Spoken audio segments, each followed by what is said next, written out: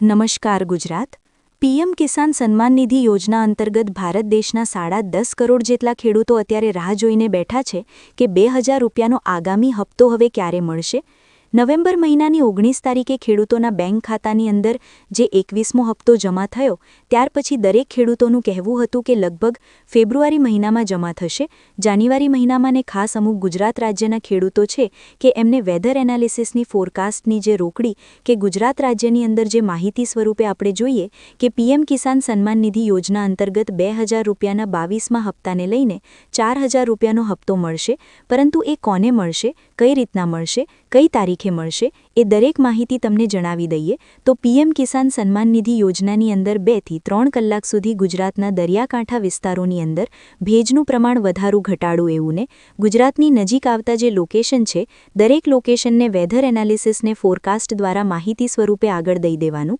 તો આ માહિતી ગુજરાતના અમુક ભાગોની અંદર પીએમ કિસાન સન્માન નિધિ યોજના અંતર્ગતના જે લોકેશન છે કે જે ખેડૂતોએ ફોર્મ ભરેલું છે એવા ખેડૂતોને જ લાભ મળશે। તેમાં પણ ખાસ કરીને ફાર્મર આઈડી કાર્ડ એટલે કે ખેડૂતો નોંધની રજિસ્ટ્રેશનની ફાર્મર આઈડી છે એ ફરજિયાત માંગે છે। જે પણ ખેડૂતોને ફાર્મર આઈડી નથી તે લોકો ફોર્મ પણ નહીં ભરી શકે અને જે વેધર એનાલિસિસનું અપડેટ છે કે મોનેટાઇઝેશન 1 અપડેટ હોવી જરૂરી છે। તો આ માહિતી પીએમ કિસાન સન્માન નિધિ યોજના વિશેના માહિતી પ્રમાણે જણાવી તો ખાસ કરીને ક્યારે હપ્તો મળશે તો આ 2000 રૂપિયાનો હપ્તો અથવા તો 1900 રૂપિયાનો હપ્તો કે ખેડૂતોને જે પે રકમ બહાર પાડી હોય એ પ્રકારનો હપ્તો જે આવશે એ ગુજરાતના ખેડૂતોને માહિતી સ્વરૂપે આગળ વધારીએ તો પીએમ કિસાન સન્માન નિધિ યોજના અંતર્ગત લોકેશન માહિતી ગુજરાતના રાજ્યની અંદર 2 થી 3 દિવસ અપડેટ સ્વરૂપે કે 2 થી 3 દિવસ ગુજરાત રાજ્યના જે લોકેશન છે કે તેની અંદર પીએમ કિસાન સન્માન નિધિ યોજના અંતર્ગત ખેડૂતોને ફોર્મ ભરેલું હોવા છતાં પણ 2000 રૂપિયાનો હપ્તો નથી મળ્યો એવા ખેડૂત મિત્રો માટે આપણે છે એ જાણીશું કે કઈ રીતના તમે ઓનલાઈન ચેક કરી શકો છો। ઘણા બધા ખેડૂત મિત્રોને પાક નુકસાનીનું વળતર જમા થઈ ગયું છે તો જે ખેડૂતોને ફાર્મર રજિસ્ટ્રેશનનું જે ભણતર છે એ પણ પૂર્ણ નથી હોય તો એમને વેધર એનાલિસિસનું ફોરકાસ્ટ અને એમની જે આગાહી દર્શાવવામાં આવે એ આગાહીના ભાગરૂપે ગુજરાતની નજીક આવતા લોકેશનને પણ આપણે 2 થી 3 દિવસ માટે અપડેટ જાણીએ તો આ માટે પીએમ કિસાન સન્માન નિધિ યોજનાનો 2000 રૂપિયાનો 22મો હપ્તો છે તમારા બેંક ખાતાની અંદર સરકાર દ્વારા કઈ તારીખે જમા કરવામાં આવશે એ વિશે હજી ઓફિશિયલી તારીખ જમા નથી થઈ અથવા તો ઓફિશિયલી તારીખ વિશે માહિતી પણ આપવામાં નથી આવી।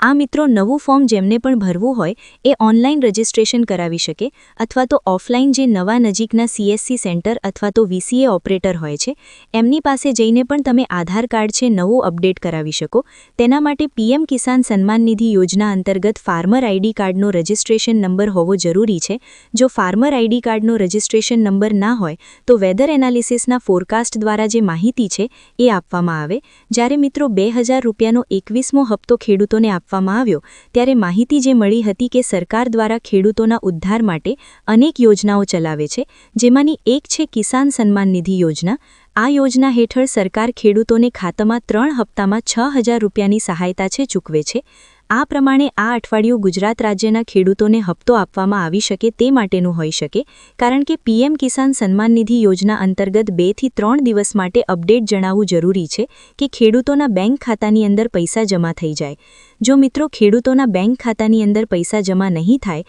તો વેધર એનાલિસિસનું ફોરકાસ્ટ આપણે શા માટે બનાવીએ તો આ દરેક માહિતી છે આપણે જે પણ જગણે અથવા તો જે પણ બને એ માહિતી સ્વરૂપે આગળ વધારીશું કે પીએમ કિસાન સન્માન નિધિ યોજના અંતર્ગત ફાર્મર આઈડી કાર્ડને પણ અત્યારે છે એ કોમન ગણી દેવામાં આવ્યું છે। જેમ મિત્રો આપણે પીએમ કિસાન યોજનાના ફોર્મ ભરતી વખતે આધાર કાર્ડને સામાન્ય ગણીએ છીએ તેવી જ રીતના ડ્રાઇવિંગ લાયસન્સને પણ કોમન ગણી દેવાનું રહે છે કે જ્યારે પણ કોમન ડ્રાઇવિંગ લાયસન્સ કરીએ ત્યારે જેમનું વેધર એનાલિસિસનું ફોરકાસ્ટ હોય એ પણ આગળ આવતું જોવા મળી શકે છે। તો આ પ્રમાણે પીએમ કિસાન સન્માન નિધિ યોજના અંતર્ગત સરકાર દ્વારા ખેડૂતોને વર્ષમાં દર વર્ષે 6000 રૂપિયાની આર્થિક સહાય ચૂકવે છે અને વધારાની સહાયતાનું મેળ આવે કે નહીં તો એ માટેની આપણે અપડેટ છે એ જણાવી પડે। તો એ અપડેટ કઈ છે એમના વિશે માહિતી સ્વરૂપ નથી કે ગુજરાત નથી દરેક વિસ્તારોની અંદર લોકેશન મળત છે એ પ્રમાણે અપડેટ જાણી હોઈ શકે છે। તો આ માટે ગુજરાતના દરિયાકાંઠાના વિસ્તારોની અંદર ભેજનું પ્રમાણ માહિતી સ્વરૂપે આગળ ન આવે, બાકી બંગાળની ખાડીની અંદર જે લો પ્રેશર સિસ્ટમ સક્રિય થઈ અને ત્યાંના જે ખેડૂતો અત્યારે રાહ જોઈને બેઠા છે કે જે પ્રમાણે રાજસ્થાન અને પંજાબના ખેડૂતોને અગાઉ 2000 રૂપિયાનો હપ્તો ટ્રાન્સફર કરી દેવામાં આવ્યો હતો, તો આ પ્રકારે માહિતી છે એ 2 થી 3 દિવસ માટે અપડેટ જણાવવું જરૂરી છે કે ગુજરાતની નજીક આવેલા અરબ સાગરના દરિયાની અંદર ભેજનું પ્રમાણ વધારે છે કે નહીં એ માહિતી સ્વરૂપે આગળ આવવાના નથી. તો એ પ્રમાણે ગુજરાતના અમુક ભાગોની અંદર લોકેશન માહિતી અને 2 થી 3 દિવસ માટે લોકેશન પણ ગુજરાત નજીકના આવતા CS સેન્ટર CSC કેટરના આવતા જરૂરી છે. તો આ પ્રકારે 2000 રૂપિયાનો હપ્તો મળશે. હવે મિત્રો, જો આ 2000 રૂપિયાના હપ્તા વિશે તમને જણાવીએ એ પહેલાં તમને એક નાનકડી એવી માહિતી જણાવીએ કે માહિતી ખેડૂતોની હોય અને એમાં જો બેંકમાંથી નવી લોન કે મળતી લોન છે વ્યાજદર ભરીને લેવાનું છે તો એ દરેક સર જણાવવું જરૂરી નથી, કારણ કે અત્યારે લોકેશન સ્વરૂપે આગળ જણાવ્યું કે બેંક એકાઉન્ટની અંદર 2000 રૂપિયાના હપ્તા વિશે છે માહિતી મેળવી જો ખેડૂત મંડળી લોન માફ થઈ શકે છે કે કેમ, કારણ કે લોન માફી એ કાયદેસર હક, પરંતુ સરકાર જો ખાસ બાબતે વિચારણા કરે તો એમના વિચારના પછી પણ ત્યાં લોકો જે છે એ માફી માંગે તે હેતુથી તે સર્વપ્રથમ જાણીશું. ત્યાર પછી જોઈએ તો મિત્રો, અત્યારે કંઈક લોન સાફ ન થાય છે,